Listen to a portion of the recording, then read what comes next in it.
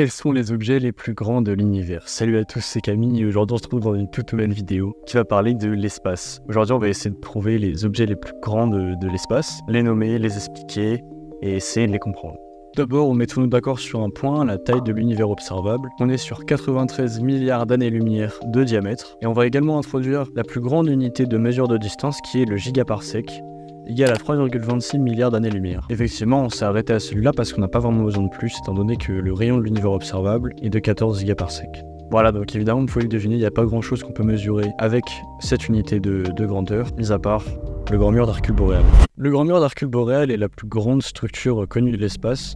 C'est un filament galactique de 15 milliards d'années-lumière avec une largeur de 7,2 milliards d'années-lumière. Sa masse est de 2 fois 10 puissance 19 masses solaires et il recouvre à peu près 11% de l'univers observable.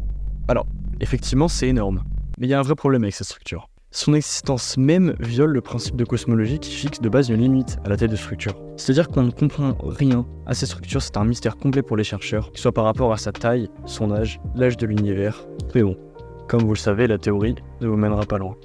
Et malgré tout ce qu'on veut, ce mur existe. L'amas de la Vierge.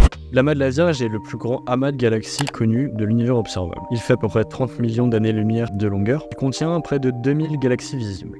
Il tire son nom évidemment de la galaxie où il se trouve, mais aussi du super amas dans lequel il se trouve. Je n'ai pas parlé effectivement du plus grand super amas, étant donné qu'à mes yeux, c'est une évolution des amas et qu'on n'a pas vraiment besoin d'en parler.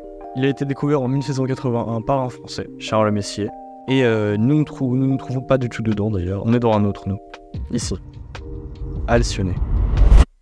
Alcyone est une radiogalaxie à faible excitation, c'est-à-dire qu'elle tire son énergie des ondes radio et pas des étoiles comme les galaxies de base. Malgré tout, c'est la plus grande galaxie connue. Elle a été découverte en 2022 et sa taille est de 16 millions d'années-lumière de longueur pour une masse de 240 milliards de masses solaires. Ces ondes radio et autres énergies sont alimentées par son trou noir supermassif en son centre, à cet endroit-là.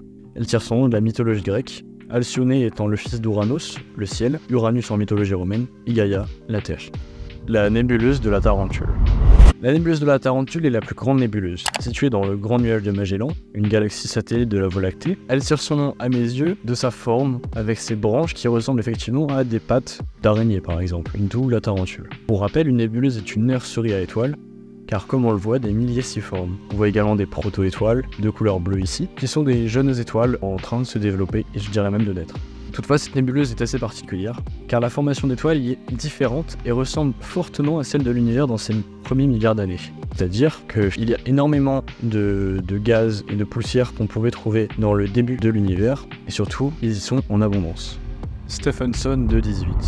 Stephenson 218 est la plus grande étoile connue, c'est une super géante rouge, et comme vous pouvez le voir, on est sur quelque chose de vraiment massif.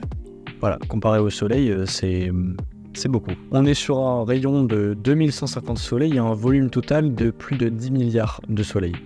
Je peux vous parler aussi de sa luminosité, 440 000 fois celle du soleil. Si à la place du soleil on avait ça, sa dernière couche, c'est-à-dire sa photosphère, dépasserait l'orbite de Saturne. Enfin voilà, je sais même pas quoi vous dire, c'est fou. Voilà, c'est tout pour cet épisode.